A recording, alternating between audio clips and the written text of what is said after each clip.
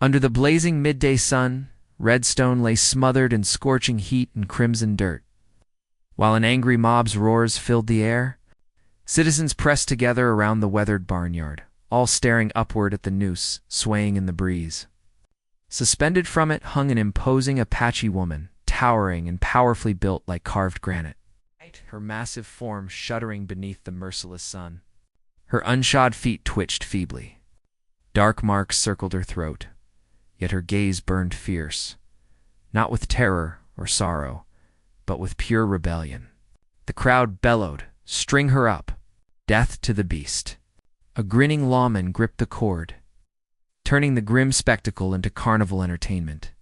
Suddenly, a battered wagon came to a halt nearby. Behind the reins sat a solitary cattleman. His jacket bore the wear of countless storms, his steel-blue eyes hardened by decades of frontier life. He'd simply ridden to town for salt, some nails, and coffee beans. Yet the scene before him made his knuckles whiten as he clutched the leather straps. The decision loomed before him like a crossroads. Turn away, and he'd return to another solitary evening beside the flames, drinking harsh coffee while a fierce soul strangled in the distance. Intervene, and every person in Redstone would mark him as an enemy. That instant lasted an eternity. The towering Apache woman raised her head, their eyes meeting across the chaos. She offered no pleas. Instead, she challenged him. The cattleman unsheathed his blade. One swift, decisive cut. The rope severed. The mob stood frozen in disbelief. The enormous woman crashed earthward, fighting for air. The rancher remained upright, resolve burning in his stare. Fully aware that this single act had changed everything forever, heavy gasping erupted from her chest as the giant warrior struck the dirt. She collapsed onto her knees, burn marks scoring her throat, her breathing harsh as glowing embers. Pandemonium swept the plaza. Some lunged for weapons. Others shrieked, "Pin her down! Stop that madman from taking her!" Deputy Morrison pushed through the masses, brandishing a gleaming revolver. "Coulter," he roared, "are you aware of your actions? That savage deserved execution, and you've just spat on justice itself." The cattleman advanced, his stare cold as winter steel. Drawing his rifle, he sent one round skyward. The blast echoed across the square like thunder. Horses bucked, while citizens scattered, cursing but retreating. Morrison glowered, yet dared not shoot with so many onlookers present. "So be it," he snarled. "Claim her. But understand this. Come nightfall, I'll return with the entire settlement." The rancher offered no response. Instead, he turned and hoisted the massive woman into his wagon. She stumbled, her bare soles marking crimson trails in the dust. Insults continued ringing out. Stones bounced off the wagon wheels as they departed the square. Behind them, Morrison's grip on his pistol intensified, fury blazing in his eyes. All of Redstone understood that solitary cattleman had just ignited the spark of a devastating conflict. During the journey home, bitter winds sliced through the air. Occasionally, the rancher studied the woman seated beside him. No tears fell. No trembling seized her. Her attention stayed fixed ahead, keen and unwavering, as though the noose had only fortified her spirit. The modest cabin appeared at the base of a rolling slope, small, yet weather-beaten, yet resilient against the endless grassland. The rancher halted the wagon and assisted her descent. She pushed his hand aside, limping independently, wounded but dignified. That evening, within the timber walls, flames danced in the fireplace. Wind wailed outside like prairie wolves. The rancher positioned himself by the entrance, rifle resting on his thighs. The giant Apache woman sat quietly near the blaze, her eyes catching the firelight's reflection. Both recognized one certainty. The conflict had barely started. Sunrise crept over the homestead with pale illumination. Sharp as honed metal. The cattleman had been awake since before dawn, his weathered boots pressing into moisture-laden soil as he examined the boundary fence. Night winds had broken several supports, loosening the wire. Livestock might escape at any time. He thrust his spade into the ground, preparing to raise a fresh post, when the towering figure materialized behind him. The Apache woman, rope burns still marking her neck, approached without sound. Silently, she crouched and raised the full-size timber he'd been wrestling with alone. Strength flowed through her arms as she positioned it in the hole as easily as placing a twig. The rancher hesitated, amazed. He'd grown accustomed to the hollow stares of those he'd rescued, thankful, meek, shattered. But not this one. Here stood power, unspoken and unshakable. Throughout the morning they labored together wordlessly. He stretched the wire taut. She steadied the posts. He swung the mallet. She provided nails. When the sun climbed high and perspiration beaded his forehead, he extended his water container. She drank briefly and returned it, meeting his gaze without wavering. Their communication was through work, not words. Inside the cabin, quiet reigned as well. The rancher kindled a fire, heated thin broth from dried legumes. He placed a bowl before her. She consumed it slowly, watching flames more than him. That night, she avoided the narrow cot, instead, sitting against the wall, alert until daybreak like a sentry. The rancher lay listening to wind slice through the cabin's planks. Knowing she hadn't rested either, the following day, he discovered a loose barn door hinge. Before he could retrieve his hammer, she stepped forward, grasped the fallen pin, and hammered it back into position with several firm strikes. She didn't acknowledge him or await gratitude. The rancher stood motionless, and in that silent moment, comprehension dawned. She wasn't here for rescue. She was here to endure on her own conditions. That evening, in the warm firelight, the rancher tapped his Winchester's stock, hearing wind rush across the open terrain. The woman remained near the hearth, her profound eyes glowing crimson in the fire's reflection. Still wordless, still remote, yet no longer strangers. It was the silence of those who understand. Sometimes survival requires no conversation. Only someone willing to stand alongside you when everything begins to crumble. That afternoon, the western horizon appeared dull gray, heavy as ash-filled iron. Wind swirled in violent bursts. Carrying dust and grit across the flatlands, the rancher hurried to secure shutters, guide animals to shelter, and seal the cabin tight. Wind shrieked through gaps like razors. Inside, by dancing firelight, the Apache woman's silhouette sat motionless as carved stone. Flames played across her sun-darkened features, rope marks still visible on her throat, her steady gaze fixed on shadows. The rancher sat at the table, methodically cleaning his Winchester. Then, for the first time, her voice broke the stillness, gravelly like stones tumbling down a canyon. "Why did you rescue me?" The rancher glanced up, pausing momentarily. He'd grown accustomed to her silence after days of speechless labor, nearly forgotten she possessed a voice. His response came quietly, tone rigid as aged timber. Because nobody else would. She turned toward him, fire burning in her stare. Not fragility, but defiance. Slowly her words fell like heavy boulders. "My own tribe condemned me to hang." The rancher went rigid. Outside, wind stilled briefly, as though allowing her revelation to settle. She continued explaining once, she'd been a warrior among her people, so formidable that even mounted Apache scouts kept their distance. But when she rejected an arranged marriage to the chief's son, the tribe viewed it as dishonor. One night she was seized, bound, and her own kinfolk twisted the noose around her neck. The townspeople had merely executed a sentence already pronounced. The rancher stayed silent, his grip firm on the gunstock. Now he understood he hadn't simply saved a life. He'd entered an ancient struggle between civilizations. His own white settlement and the Apache nation beyond. Hoofbeats sounded faintly, then faded on the wind. The rancher moved to the porch, scanning the rising dust cloud. Fresh tracks marked the earth. Someone had watched the ranch through the storm. Returning inside, his eyes met those steely ones, belonging to the towering woman. No words passed between them, yet both knew the hanging attempt was merely the beginning. Others would come, more men, hungrier and angrier, seeking her. Thank you so much for joining me. If this tale stirs memories of bygone days, those crimson dusty evenings, the echo of horse hooves resonating in your soul. Please subscribe to my channel so we can gather daily while I share another frontier story.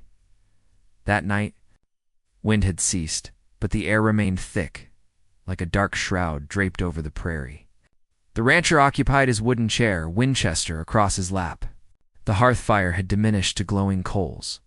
The giant Apache woman sat motionless by the door, posture erect, her large hands resting on her knees, still and silent as a stone guardian.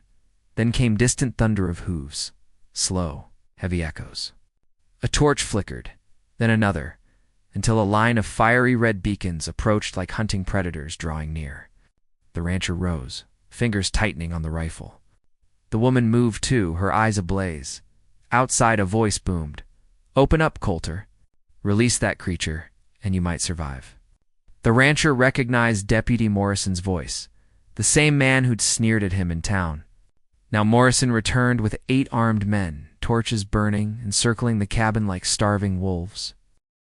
"You realize she's inhuman, a demon who'll murder you while you sleep," Morrison screamed, his voice splintering like dry timber through the door slats. The rancher replied in low, gritty tones, "Tonight, anyone crossing this boundary won't see tomorrow." A gunshot cracked the silence. Wood fragments burst from the cabin wall.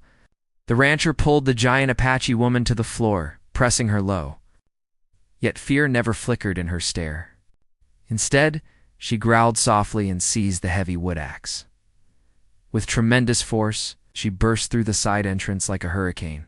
One sweeping strike knocked a torch from someone's grasp, flames sweeping across his face. Chaos exploded.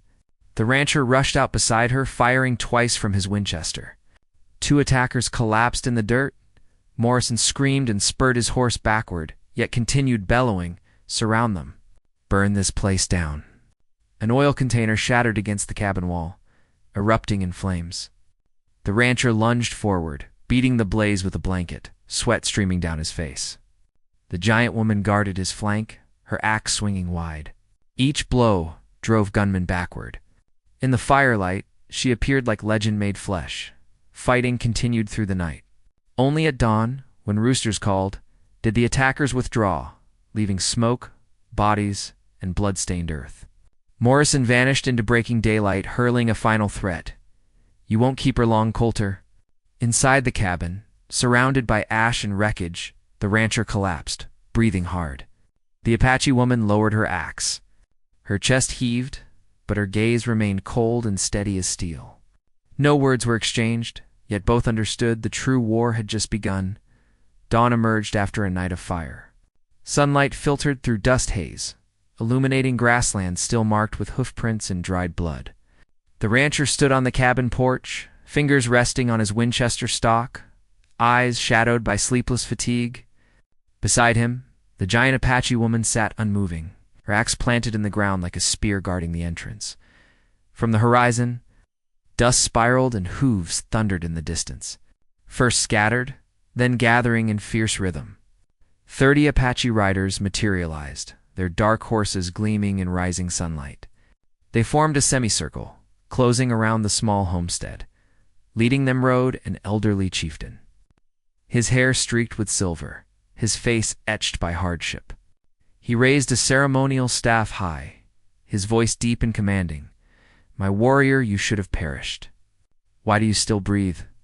The giant turned slowly to stand, her neck still bruised from the rope, her eyes burning bright. She didn't glance at the rancher or bowed to her people. Her voice was rough, but clear with conviction, "Because I refused to submit, not to the noose. Not to men who believed they could possess me." Murmurs spread through the riders. Some placed hands on spears. Others lowered heads as if struck. The chieftain's voice was solemn. "You defied your people, spurned the marriage bond, brought shame to your father. Now you stand with the white man. Choose, return, and face judgment, or perish here." The silence that followed was dense, broken only by wind-rustling dried grass. The rancher tightened his rifle grip, prepared to fire first. Yet the giant placed a calm hand on his arm. She stepped forward, standing alone amid 30 horses. "I will not return. I choose to remain, not for this land, not for this wooden shelter, but because here, finally, I am recognized as a person." Her words echoed louder than approaching hooves. The chieftain studied her silently. Finally, he lowered his staff and turned his horse. "Then bear that choice. We offer no more protection." One by one, the 30 riders departed, leaving the grasslands eerily quiet. The rancher exhaled deeply, cold sweat dampening his shirt. The giant Apache woman faced him, her gaze still fierce but now softened by warmth. The choice was made. No returning now. The afternoon after the 30 riders withdrew, the pasture before the cabin lay peaceful, unsettling in its stillness. Only wind whispered through warped fence planks, and a solitary hen clucked, startled from the previous night's chaos. The rancher swept scattered ashes from the yard. Shoulders aching and hands raw from splintered wood cutting his skin, the giant Apache woman sat by the porch. The bruise on her neck had darkened further, but her gaze followed the rancher's every movement, not with the weary suspicion of early days, but with steady warmth of shared purpose. When the rancher began fence repairs, she approached without invitation. Wordlessly, her massive hands lifted a complete log and positioned it in the hole. He looked up and offered a faint, knowing smile. For the first time in years, the cabin wasn't a lonely fortress, but a home built through shared labor. That night, inside the quiet cabin, the rancher retrieved a small, dust-covered wooden container. Inside lay a string of ancient beads, the tribal chief's inheritance once passed through her bloodline. When she fled, the chief had left them on the porch, a silent severing of ties. The rancher picked up the beads, dusted them gently, and placed them on the table. The giant Apache woman stared, her hands trembling slightly before slowly taking the beads. She didn't weep, but her breath caught. Moments later, she rested her weathered hand upon the rancher's. "If I remain," she said softly, "it is my choice, nobody else's." The rancher nodded without words. He pulled an old chair close to the hearth and placed the bead necklace upon it. In the fire's glow, the beads sparkled like tiny stars, symbols of fresh beginnings. That night, they sat long by the fire, neither rescuer nor rescued. They were two souls bearing scars from the past, bound by a decision. From now on, their destinies would intertwine. Outside, wind swept across endless plains. Inside, firelight pooled around them, merging their shadows on the wooden wall into the shape of one towering figure, steady. Strong and defiant enough to face the world, the brutal winter passed slowly, leaving shattered ice along the creek and smoky ash staining cabin walls. But with March's return came sunlight spilling across the prairie like warm honey. Ice melted and patches of green grass pushed through wet earth, living proof that even death cannot claim the entire world forever. The rancher stepped onto the porch, his boots sinking into soggy mud, arms carrying new fence posts. Behind him, the giant Apache woman followed, upright and determined against the clear sky. She lifted each post effortlessly and set it in the ground like planting a tree in the earth itself. He secured wire. She held posts steady. Together they worked in rhythm, their actions interlocked like familiar machinery. Occasionally, townspeople rode past, stopping in the distance to stare at the homestead. None dared approach. After the cabin siege and the arrival of 30 Apache riders, the rancher's name had become synonymous with the man who aimed his gun at the world to protect. The woman labeled a monster, but in his eyes, she was no monster. She was a warrior, proof that survival can grow into home given someone willing to share the burden. One evening, as the rancher sat by the newly built chair, his fingers brushing beads resting upon it. Beside him, she stood silent, her gaze distant, but no longer cold. Then she spoke softly. "Back then they bound me for death. Today, I choose to bind myself." With this string of beads, he turned toward her, the steel-gray sadness in his eyes calming. Gently he replied, "That rope lifted you toward death, but this string keeps you tethered to life." She lowered her head and placed her large hand over his. In that moment, every wound, every prejudice, Every grudge seemed to dissolve. As dusk fell, red golden light spilled across the prairie. Wind stirred dust, but this time it carried the scent of new grass and rebirth. The rancher gazed toward the horizon, whispering to himself, "The day I cut that rope was the day I cut the shackles from my own heart." And so, in the wild frontier, a lone rancher and a towering Apache warrior had discovered a bond stronger than death, a bond of choice, of trust, and of freedom. Closing message. Preserving the voice and warmth. In the West, not every bullet determines destiny. Sometimes a single rope severed at the right moment liberates two people, one from death, the other from solitude. And perhaps what we treasure most deeply in the end is the right to choose to remain together. My deepest wish is that all of you live in happiness. That has always been my hope. Please accept that. I love you, my dear, cherished audience. Let me know how this story moved you by sharing a comment below.